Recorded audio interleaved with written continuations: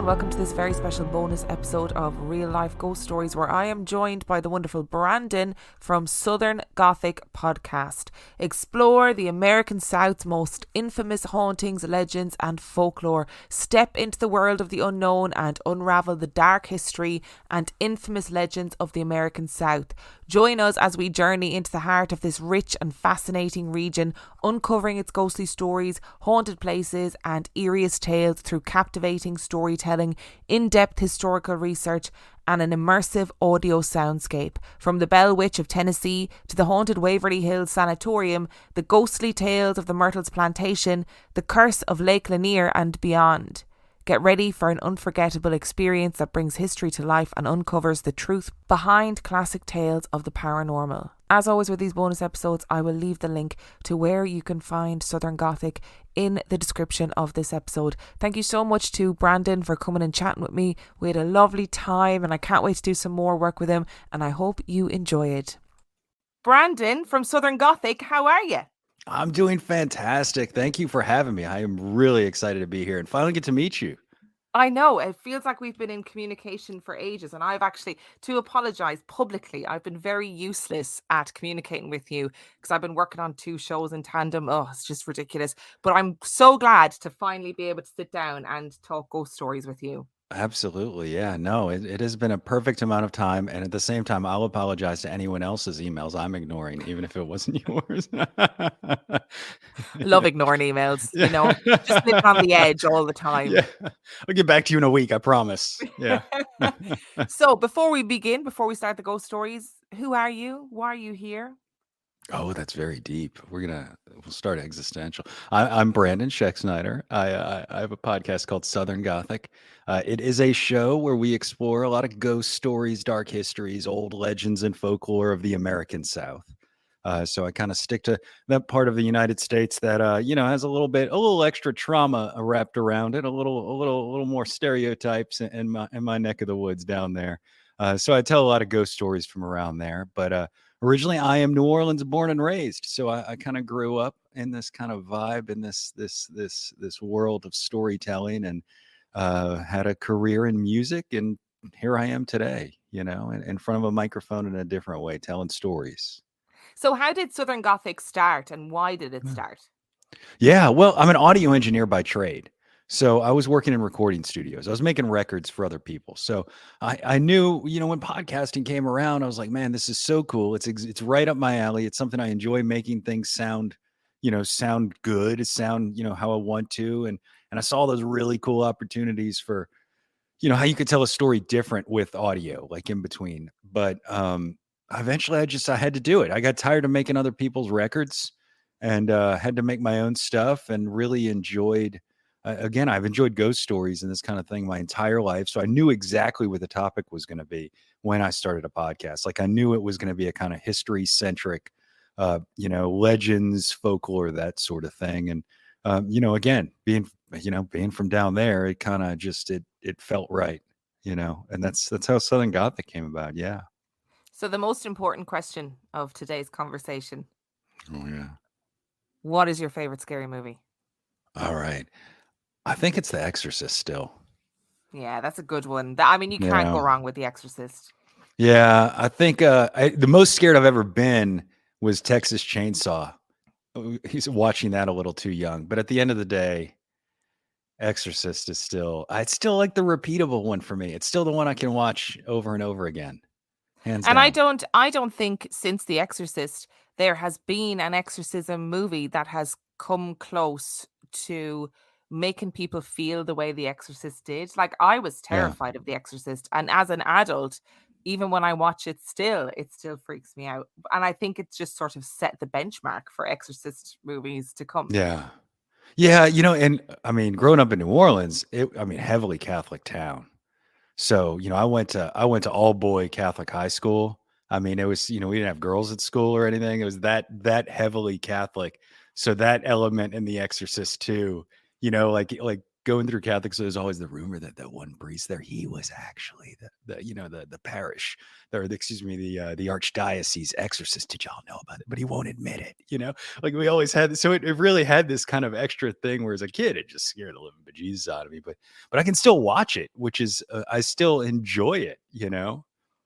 Yeah, and I also went to a Catholic convent school, an all girls Hmm. school, and I Yeah. went to a Catholic primary school growing up in Ireland.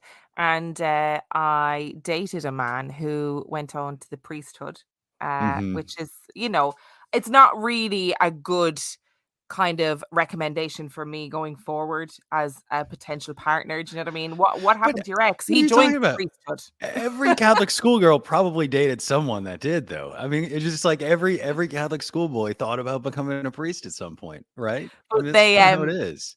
But when he was training to be a priest, I, had a Whoa, whoa, conversation with whoa! him. Were you dating him while he was training to? No, Oh, no, I thought we were no, no, going. no. Yeah. Oh, all right. Okay. Okay. Carry on. No, that's different territory altogether. But when he was training to become a priest, I had a conversation with him about, the kind of paranormal stuff that you learn in the priesthood. And actually, even in the priesthood, they were all just telling each other scary stories, and they were still being like, "That guy, he's an exorcist, and this Yeah. happened, and don't do yoga because you don't know what those mantras mean." And I was like, "Oh wow, okay, so we never actually grow up. Great, good to Yeah, know." yeah. It's my I currently live in Tennessee. So I live in a different part of the I'm still in the South, obviously, but the my girlfriend right now, she did not grow up knowing Catholicism. I guess her part of her family was Catholic, but didn't really. And so around here, they look at Catholicism like we're like that was that's not Christian even right around here. And but her she still to this day will say, well, yeah, you grew up with that spooky religion. You grew up you it's funny. It's so amusing, but I think I'm going to refer to it as the spooky religion from now on because that carries a lot more yeah, coolness doesn't than it? Yeah. than just saying Catholicism, I think. Then those damn uniforms I had. That's what I think. I think of uniforms in school. Yeah. Yeah. I was an altar server too, so I had to wear like cool robes and stuff when I was serving mass, which was a vibe, I have to say. I did look Yeah. quite cool. So growing up in New Orleans, you must have heard ghost stories all the time. Do you have like a favorite New Orleans ghost story? Oh yeah. Well, I mean, there's so many of them. So it's almost like what time of the day and what part of town do you ask? The city. It's. I was just somebody asked me yesterday if it was true when you drive through the French Quarter and you drive through downtown New Orleans. Do they really have signs on that say is it haunted or not haunted on the real estate sign? And they really do. People will put up like properties for sale and put on the sign like not haunted or haunted. And I'm sure that's a marketing gimmick, but actually my favorite story from that area is actually from like right outside of town, out in the swamp, out on the edge of town. The one that like we've become obsessed with. And it's this story about this woman named Julia Brown. And she grew up in the New Orleans area. You know the story? You're familiar with it? Yeah. Yeah, so this is hands down my favorite. It's one that we have become. My sister, she helps research the podcast for me. She's kind of my partner in some of this. She's a researcher by trade and works at the Louisiana State Museum. So she's able to give it a little bit of dignity to my stories, if you will, with her research. But we become obsessed with Julia, and basically Julia, what she was is she was born enslaved supposedly in the New Orleans area, but moved out to the edge of town. Her husband Celestin, when she had gotten married, he had joined the U.S. Army during the Civil War, and as payment for that service, was given a land grant for about 40 acres out down the river, up the river, on what was called the German coast, and they resided in this community called Frenier. And Frenier was a swamp community, and it was all these German immigrants out there. So, I always joke with people. It was originally called Schlosser, and my last name's Schexnayder. So imagine people that look like me out there, all these blonde hair, blue eyed, people out in the swamp. And here's Julia Brown and her husband. She's a black woman who we believe practiced voodoo or some type of root work, and she's out there in this community in the swamp that's only accessible by train or boat. Okay, so a very isolated community of all these people. And because it was so isolated, she kind of ended up being like the midwife for the community from time to time, and she became the kind of the healer for some of these people, because if you got hurt or you got sick or something like that, you might have to wait a week to get down to New Orleans on a train, right? And you might have to do that. So you'd go to Aunt Julia, how they refer to her, right? You go to Julia and she would kind of help fix you up, send you home. Well, now, mind you, this is actually the early 20th century. So when I talk about it, it sounds really old, but this was early 1900s, and this was that isolated of a community. So anyway, eventually, as the story goes, eventually, Julia in the town, something started to sour with him. She was a little older at this point. She's up in her 70s, almost 80 or so. And something started to sour. She felt like maybe the town was taking advantage of all her good nature. Maybe something was stirred up or something, right? And she didn't really feel all that good about him. So folks said that they would see her sitting out on her little cabin on the front porch of her cabin out on the edge of the swamp out there. And they'd see her every now and then just rocking on her rocking chair. And she'd be singing this song, "When I die, I'll take the whole town with me. When I die, I'll take the whole town with me." You can imagine. I mean, they were freaked, right? They have no idea. This is a German, like, kind of immigrant community who, very Catholic community, right? And here's this person who supposedly practices voodoo out here, who might be a voodoo priestess, claiming, "When I die, I'm going to take the whole town with me," right? Well, whether you like it or not, Julia passes away at some point, right? She couldn't live forever. They couldn't keep her alive just because they were afraid of this curse or this premonition or whatever, right? So she passes away in September of 1915. And she's very up there in age. We're not sure why she passed away, but it could have just been old age at that point. Celestin had passed away probably a little over a decade before her. Well, on the day of her funeral, they, of course, that everybody packs into this house for her funeral. The entire community's there. I mean, it was such a big funeral that it was actually covered in the local newspaper, that all these people were coming. And you can imagine, of course, they were coming. I mean, whether they were good natured because this is the woman who delivered their children or delivered them, as a midwife, or they were just freaking scared, right? And they just wanted to appease Julia's soul or not. But what they didn't realize at the same time, when they were backing into that little house, was that there was a massive hurricane headed straight for southeast Louisiana. And it just so happened that right at 4 o'clock, as this funeral was going, this hurricane was making its way over New Orleans and going straight toward this small swamp town of Frenier out there. And it hit right when they were in the funeral service. They said the walls were shaking, all the wind was coming, the rain is crashing down on the roof, and everybody is scattering out of her funeral, and they're all rushing to safety. They don't know what to do. But of course, as they're leaving the house, even what most people don't understand is that hurricanes, they don't just have rain coming from the sky and wind coming from the sides. It's also sucking all the water up around it too. So you have this storm surge coming up from the lake, and the swamp waters are just getting higher. Say it went up to 12 feet higher than normal that day. So the water's rising, water's coming from the sky. They're going everywhere for safety.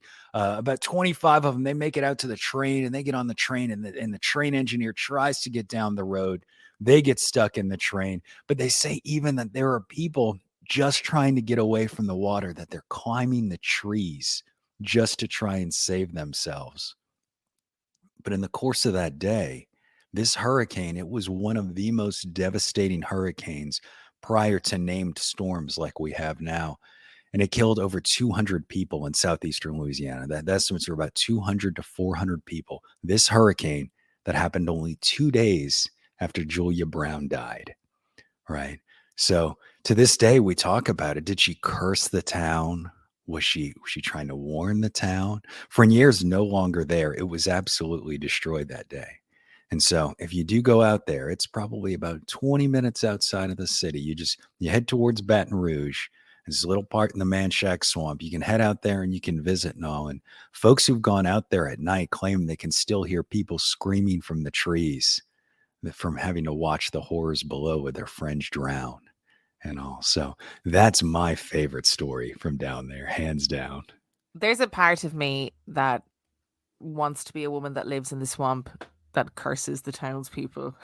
And that when I die, everyone comes to my funeral out of fear. That, Out of it's fear, yeah. it's a bit of she sounds great, to be honest. Doesn't she? I know. This is why we're so obsessed with her, man. We and she's a real life woman too. Yeah. This is not a make believe figure. I mean, we have census records with her names on it. We I mentioned the part of, her husband. They got this land from we have records from the United States government saying he served in the army during the Civil War.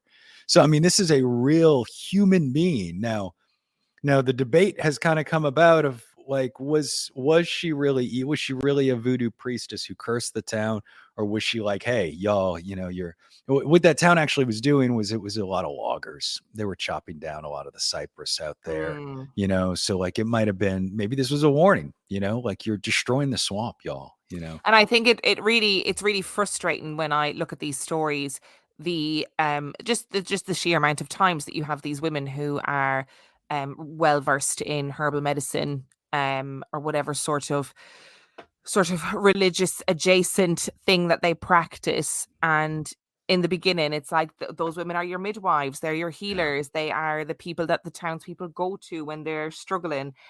But it's so amazing how quickly the tide turns against these women. And Yeah. it really frustrates me because always there's a period of time in these stories where these women are respected. They are, they are seen as being like secret keepers of the town, even. And Yeah. then, they bring life to the town. And then all of a sudden something changes. And it's like, oh, actually, we kind of are suspicious of you now. And Yeah. we might accuse you of witchcraft at some point. And maybe it was, maybe for her, sitting on that front porch, rocking back and forth, singing songs, was her way of being like, this pathway that you're going down, you're cutting down the trees, you're destroying nature, you're not being very nice to me anymore.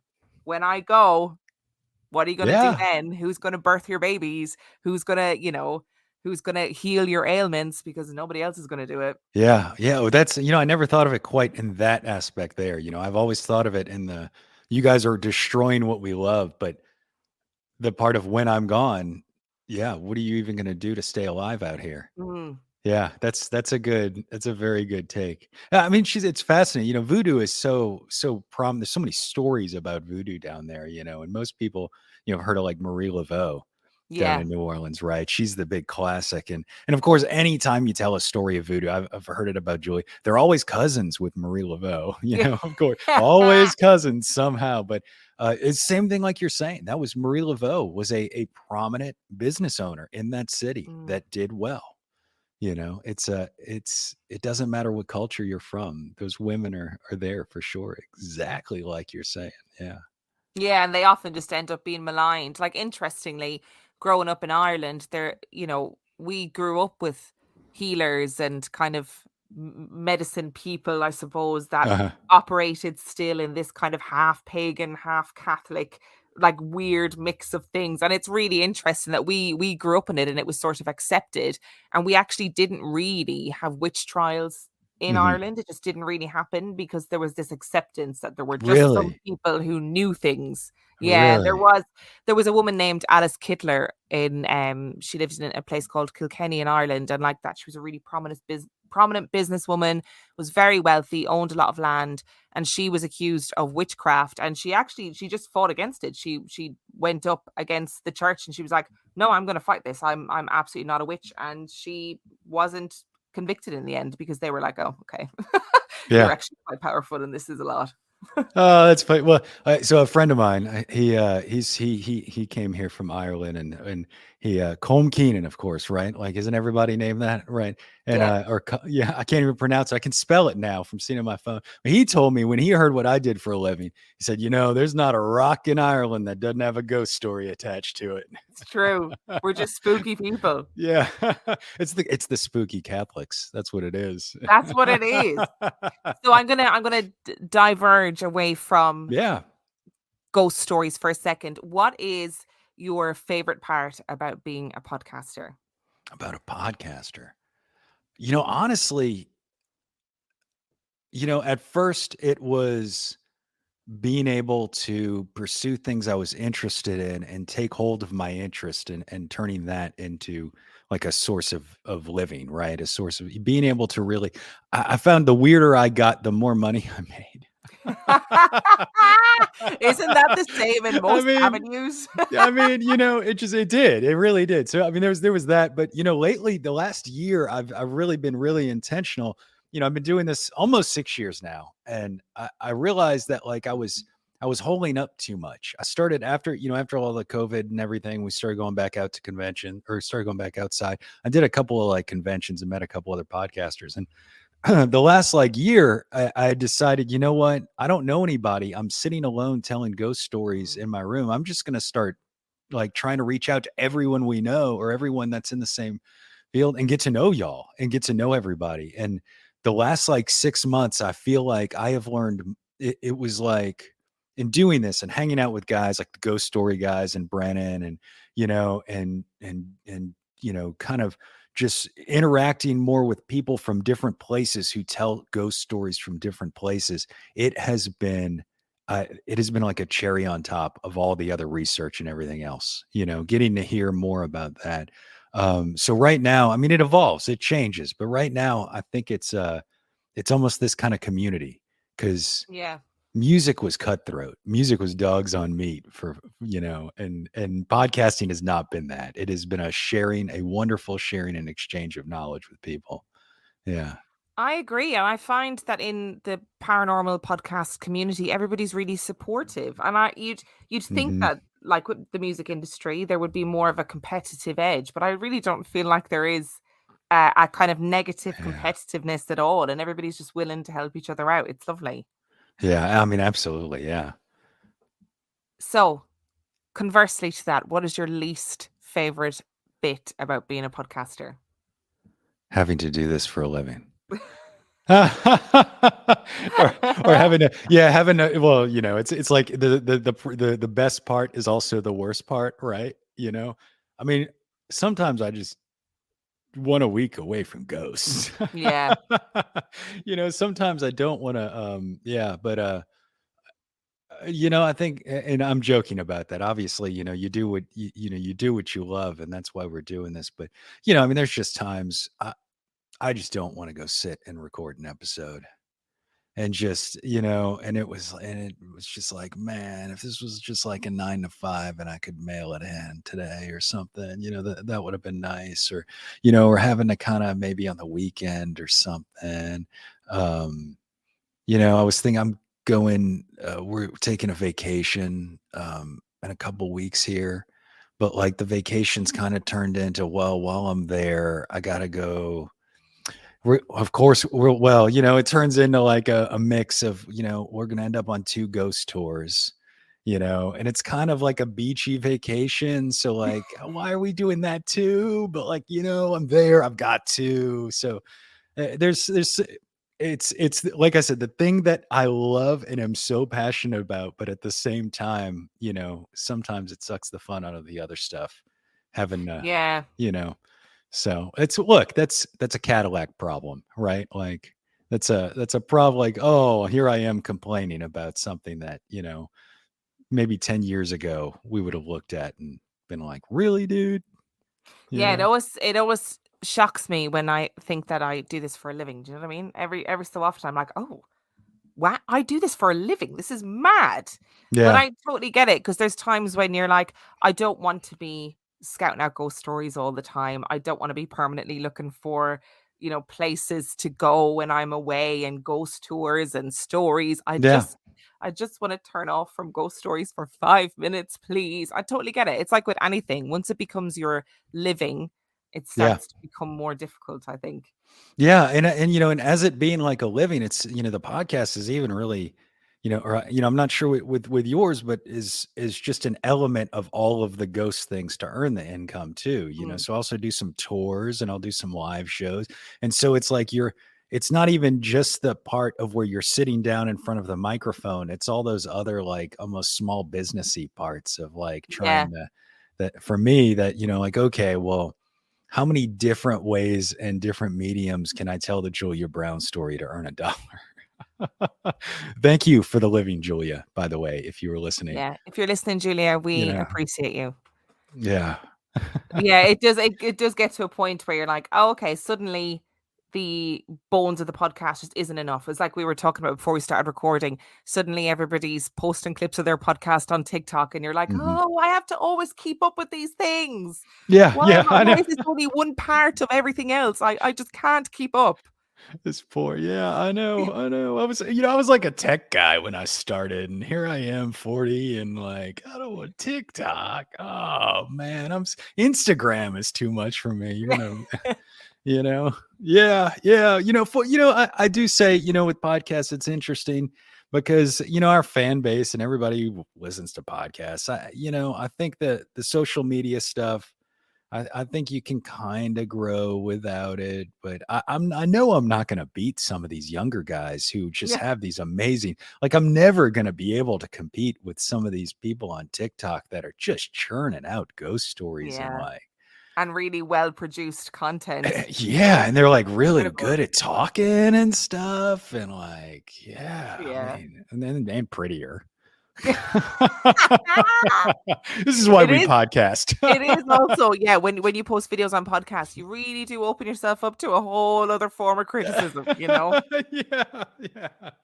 I just Uh-huh. get, on the podcast, I just get people going, you pronounce things incorrectly. Like I'm very acutely aware that I say New Orleans, and Uh-huh. actually that's not how you say it I would being have thought from you'd there. get away with it more. You see, I No. thought, I thought, like since but this is one of the what drew me to podcasts, really, or one of the things that drew me to podcasts is how regional they can be too. Yeah. So you could have all these different kind of places where you get like an actual taste of that culture a little more. And so I would think you'd get, but then I mean, I don't get away with it. I don't sound Southern enough, of course, to have Southern in my name because I'm from New Orleans. So I've got like a more city accent, port town accent. But oh man, if you, those pronunciation things, man. Yeah. They really rub people up the wrong way, I Hmm. think. Yeah.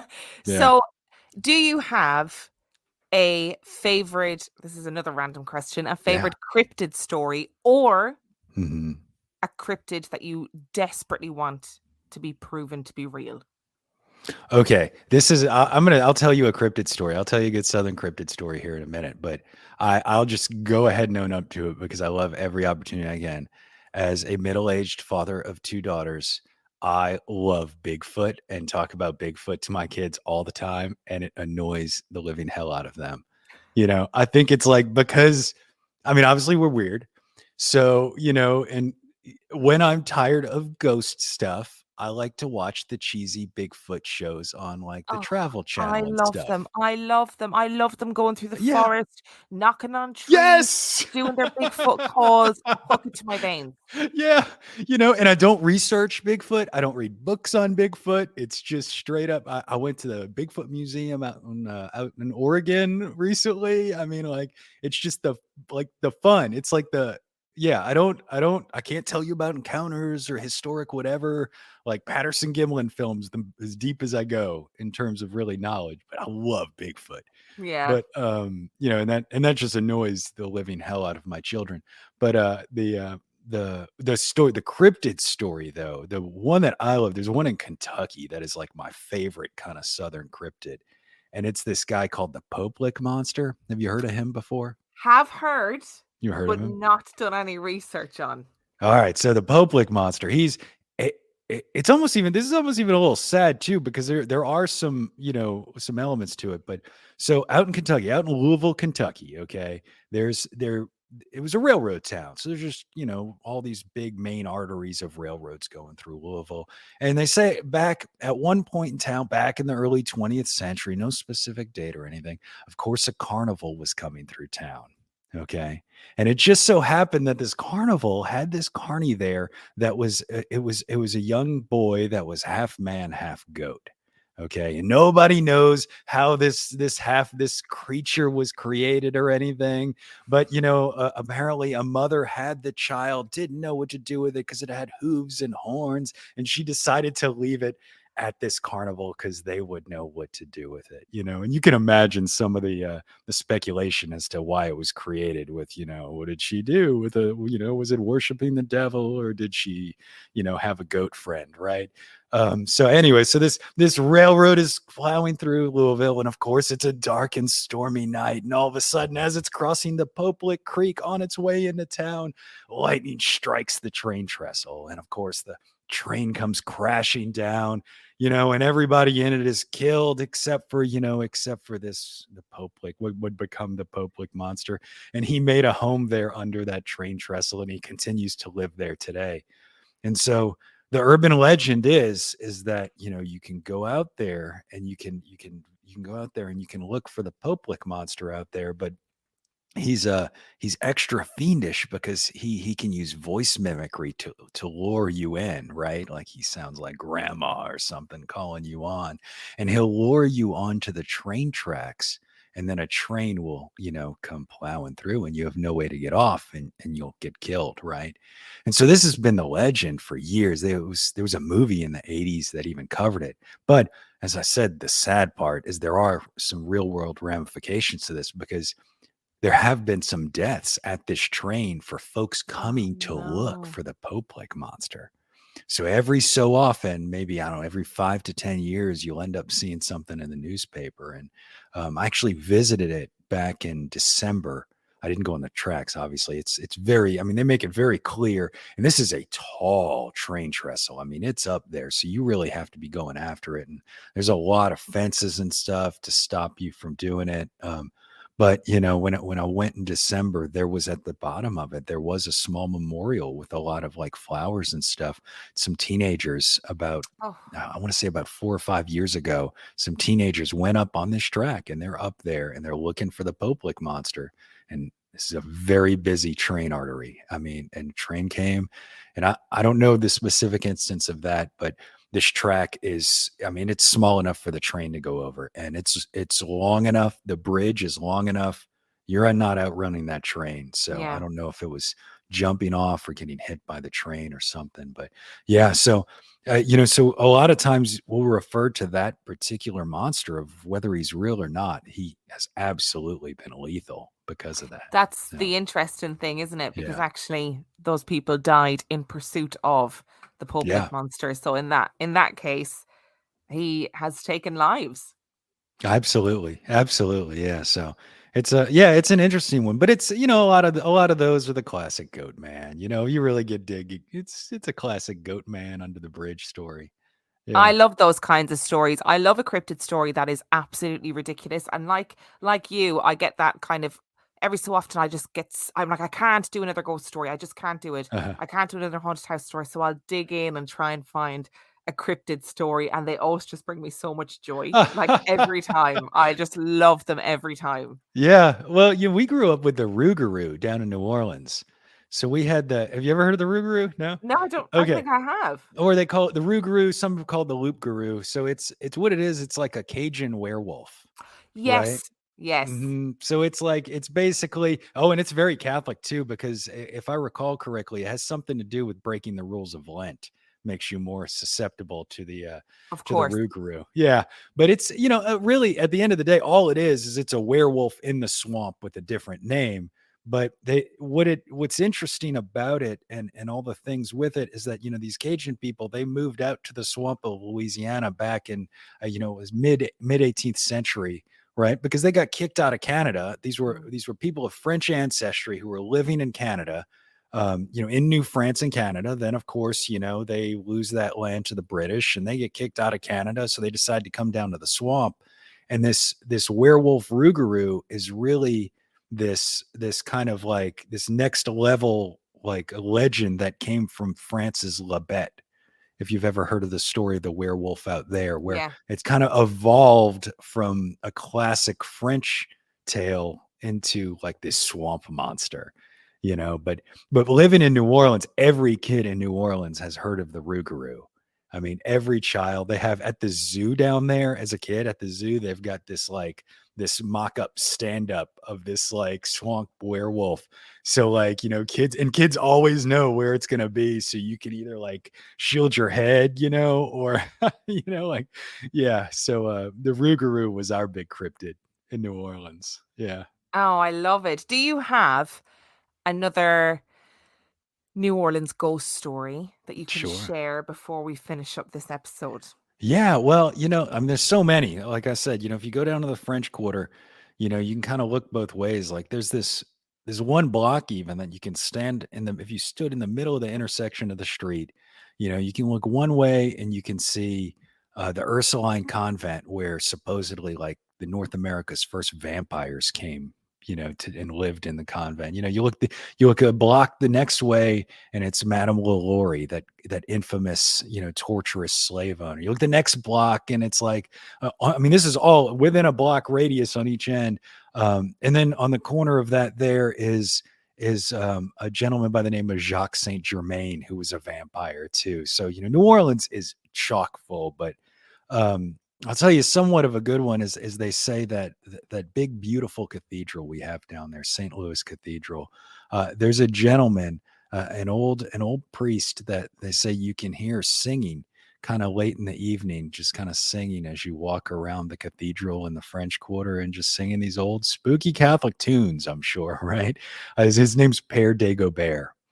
And this one's a sweeter story because if you go behind the church, there's a nice little courtyard, and that's typically where you'll hear this gentleman singing. And and they say that he's still down there singing because he was a very beloved priest back when he was alive.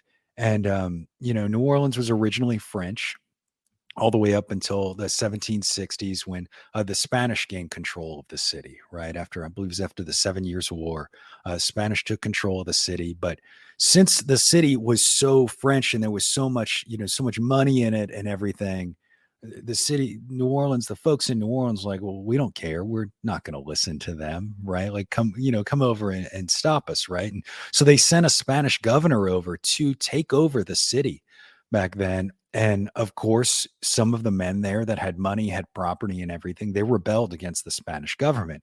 And they ended up sending the Spanish governor all the way back home, send him home. We're going to take care of ourselves here. Well, the King of Spain didn't like this. So he sent a gentleman over to stop this rebellion.